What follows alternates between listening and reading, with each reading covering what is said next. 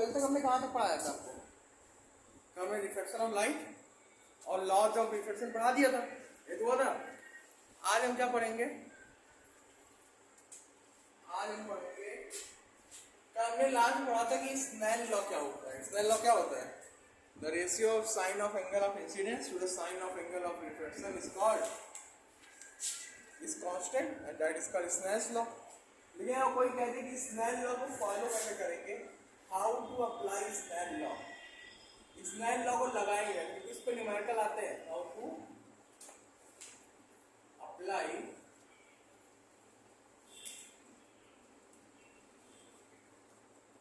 Snell's law. कैसे Snell law को apply करेंगे, है ना? तो मैंने बताया था क्या, ये सब फिगर बनता है इसमें।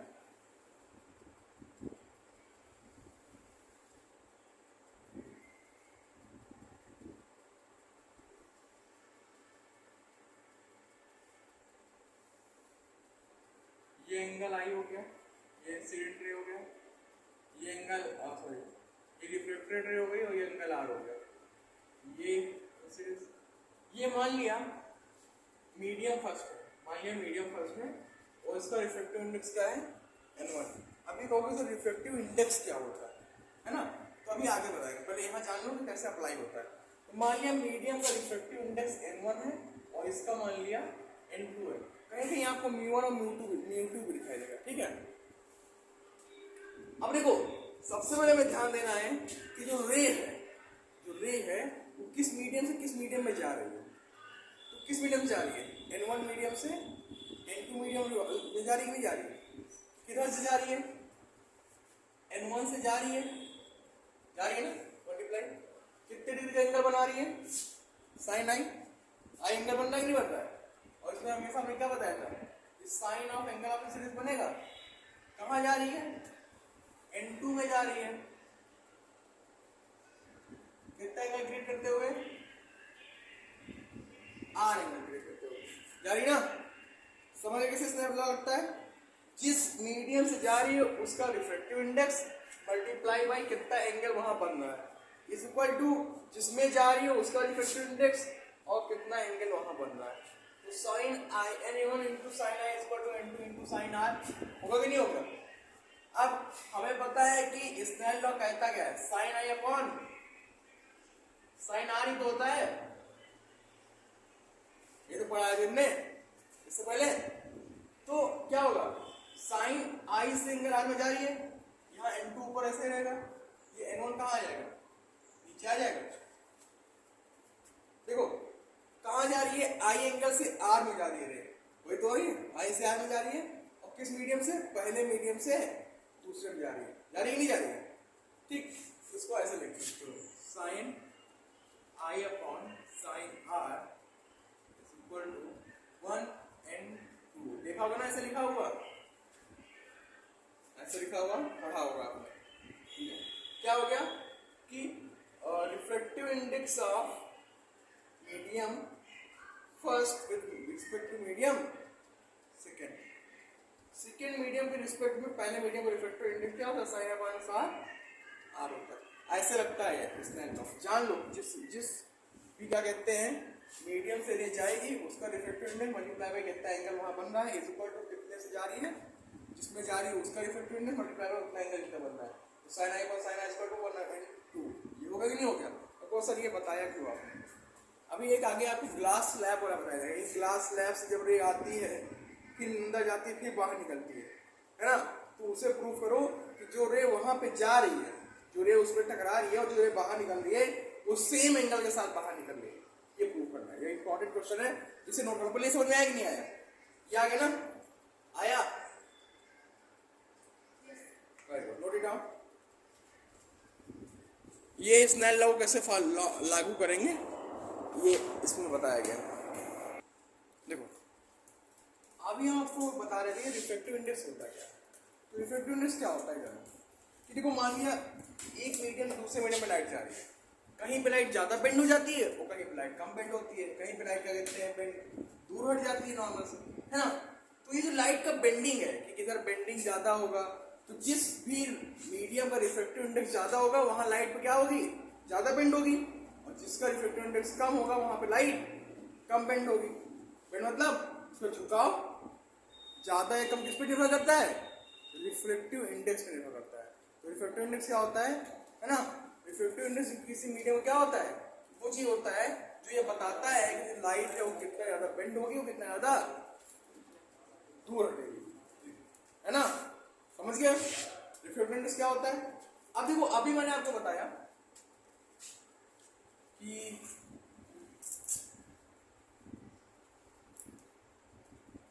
ये आई हो गया, ये आर हो गया, ये मान लिया N1 इसका मीडियम है, N1 इसका रिफ्रैक्टिव इंडेक्स, इसका N2 है ना, ठीक।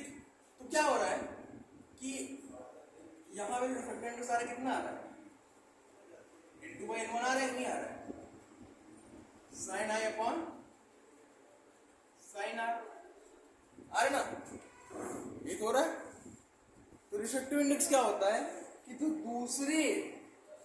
दूसरे मीडियम का जो रिफ्रैक्टिव इंडेक्स है और पहले मीडियम का जो रिफ्रैक्टिव इंडेक्स है उसका जो रेशियो होता है वही रिफ्रैक्टिव इंडेक्स कहलाता है। क्लियर। रिफ्रैक्टिव इंडेक्स क्या होता है, सबसे पहले तो मैंने तुम्हें बताया नॉर्मली फॉर्म में कि रिफ्रैक्टिव इंडेक्स क्या होता है। रिफ्रैक्टिव इंडेक्स क्या होता है, वो मीडियम का वो गुण होता है, इस कारण वो बताता है कि जो लाइट है वो कितना ज्यादा बेंड होगी या कितना ज्यादा दूर हटेगी, किससे, नॉर्मल से, है ना। नॉर्मल तो नापते हैं, नॉर्मल से देखते हैं कि दूर हटने के पास आ रही है, जिसका रिफ्लेक्शन ज्यादा उसका क्या कहते हैं, bending of light, bending of light ज्यादा, रिफ्लेक्टिव इंडेक्स कम, उसका बेंडिंग ऑफ लाइट, है ना। अब देख लो, अभी हमने यहाँ पे लिखा है कि रिफ्लेक्टिव इंडेक्स ऑफ मीडियम और स्पीड ऑफ लाइट में रिलेशन होता है। क्या रिलेशन होता है, ये रिलेशन होता है, रिफ्लेक्टिव इंडेक्स जो होता है n,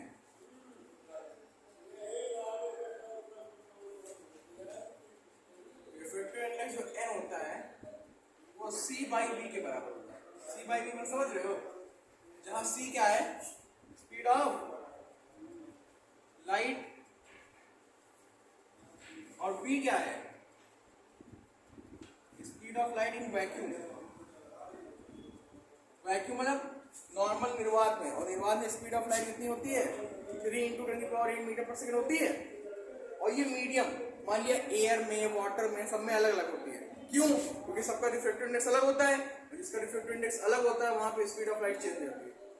फॉर एग्जांपल, आप हवा में नॉर्मल चल रहे हो तो आपकी स्पीड अलग होगी, उसी ताकत से आप पानी में चलोगे तो आपकी स्पीड अलग होगी, बालू में चलोगे स्पीड अलग होगी, होगी ही नहीं होगी, होगी ना। जितना डेंस मीडियम वहां स्पीड क्या हो जाती है, क्या हो जाती है, क्या हो जाती है। तो रिफ्रैक्टिव इंडेक्स जो n होता है, इसमें स्पीड ऑफ लाइट क्या है, c/v, और ये स्पीड ऑफ लाइट इन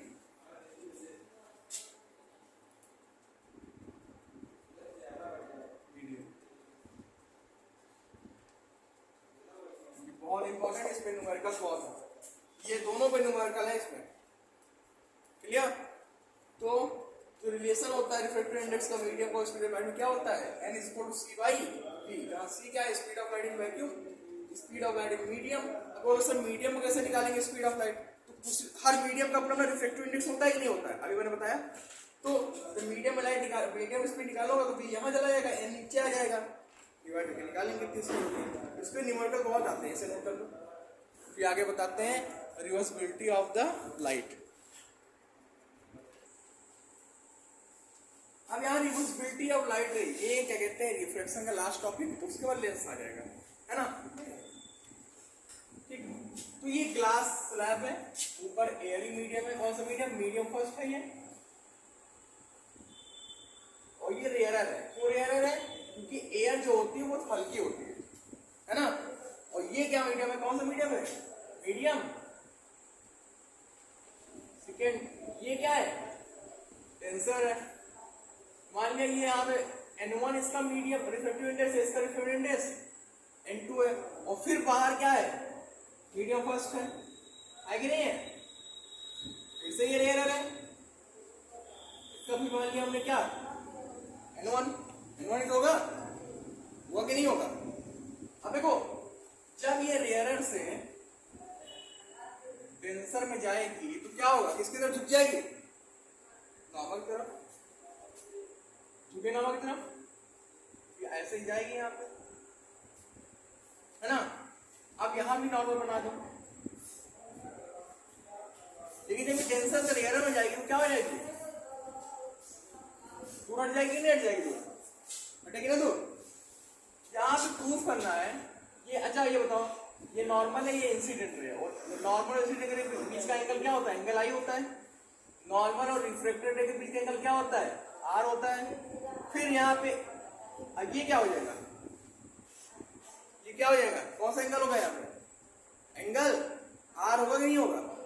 क्यों एंगल आर होगा, क्योंकि दो पैरेलल लाइन है और यहाँ पे सेम कट कर रही है, तो यहाँ पे इंसिडेंट एंगल क्या होगा, आर होगा। क्या होगा, और बाहर निकल रही है, और यहाँ पे इमर्जेंट एंगल ई होगा। ये रे बाहर निकल रही है, ये निर्गत कोण है। कौन सा कोण है, निर्गत, मतलब कि इमर्जेंट, इमर्ज हो रही है ना, बाहर निकल रही है। तो कुछ एंगल के साथ निकल रही है, तो मान लिया एंगल ई के साथ बाहर निकल रही है। हमें ये प्रूफ करना है कि अगर हम क्या करेंगे, यहाँ पे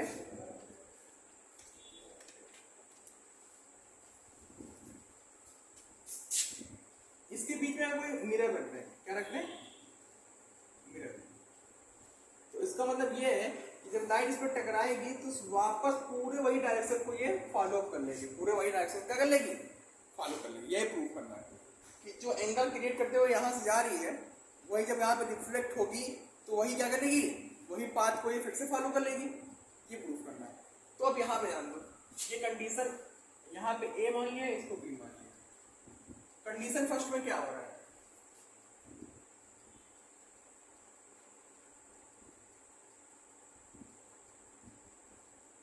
कंडीशन फर्स्ट में क्या हो रहा है, हमने कैसे बताया था स्नेल लॉ लगाने के लिए, जिसमें से जा रही है रे उसका रिफ्रैक्टिव इंडेक्स मल्टीप्लाई बाय जितना एंगल क्रिएट कर रही है, कितना है, किसमें जा रही है, n1 में जा रही है, कितने एंगल करते हुए, आई करते हुए, इसमें जा रही है, n2 में कितना एंगल क्रिएट हो रहा है, ना साइन आर। तो स्नेल लॉ क्या होता है, sine I upon sine R होता है कि नहीं होता है, बराबर n2 अपॉन n1 होगा। इसे क्या लिख सकते हो, 1 n2 लिख सकते हो, पहला दूसरा क्या रही है, साइन आई अपॉन साइन, इसके समझ में आया कि नहीं आया, आगे समझ में। कंडीशन में क्या था, कहां से जा रही थी, n1 से जा रही थी, n2 में कितने, n1 में साइन आई एंगल क्रिएट कर रही थी और n2 में साइन आर क्रिएट कर रही थी, होगा कि नहीं होगा। अब यहाँ पे स्नेल लॉ, इसको इक्वेशन क्या कहती है, बस आप किसमें जाओगे, now in condition second, condition second क्या है, यहाँ पे यहाँ से n2 से n1 में जा रही है, n2 से n1 में जा रही है, n2 से जा रही है, कितना एंगल क्रिएट करते हुए, आर एंगल, किसमें जा रही है, n1 ने कितना एंगल क्रिएट करते हुए, ई एंगल, जा रही नहीं जा रही, क्या हो जाएगा, साइन आर अपॉन साइन ई। अब पूछो के दिमाग में चीज आएगा, सर ये आर कहाँ ऊपर आ गया, बेटा इंसिडेंट एंगल यहाँ पे आर बन रहा है, इसलिए equal to n1 upon n2, है ना। तो ये दूसरे में से पहले में जा रही है ना, तो क्या लिख सकते हो, 2n1 लिख सकते हो,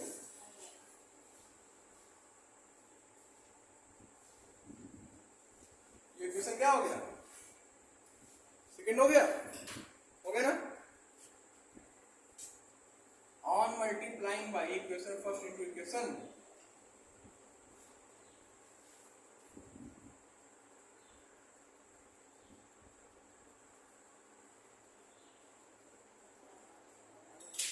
तो क्या हो जाएगा,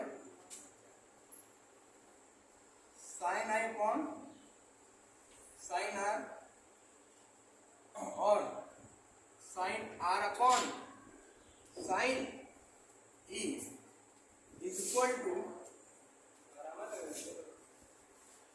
n2 upon n1 into n1 upon N2, है ना।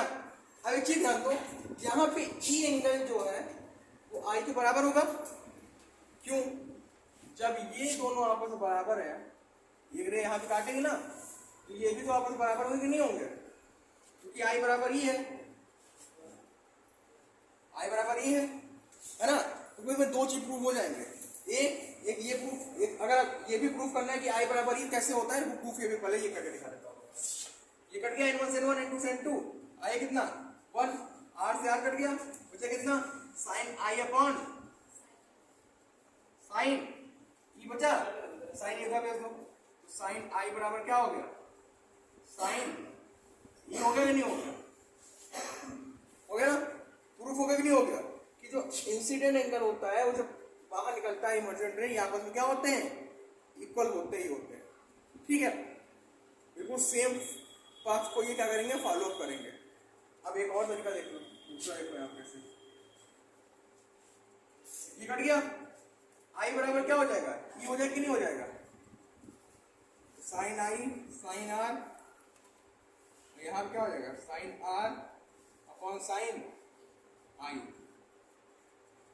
यहाँ कितना था 1n2 इंटू 2n1, कितना हो गया 1n2 इंटू 2n1 बराबर 1। मैंने क्या बताया था कि ये रास्ता अपना फॉलो करते हैं ना, वापस देखो फॉलो कर रहा है कैसे, 1n2 बराबर, इसको भेज दो नीचे 2n1। अब इसको जब ओपन कर दोगे दोनों आपस में बराबर आएंगे, तो इससे प्रूफ होता है क्या कि जो भी रे होती है वो जिस रास्ते पे जाती है रिफ्लेक्शन में, अगर उसके बीच में कोई मिरर ला के रख दो और उस पर वो टकराती है, तो वापस जो रास्ता वो ट्रेस करेगी, तो जिस रास्ते से वो आई हुई होगी उसी रास्ते को वो बैक ट्रेस कर लेती है। अगर ऐसा ना करती तो आई बराबर ई ना आता। जितने एंगल से वो इमर्ज, जितने एंगल से वो इंसिडेंट हुई है उतने एंगल से तो इमर्ज हो रही है, तभी तो आई बराबर ई आ रहा है कि नहीं आ रहा है। और रिवर्सिबिलिटी का भी यहाँ प्रूफ कर दिया, नोट कर लो इसे।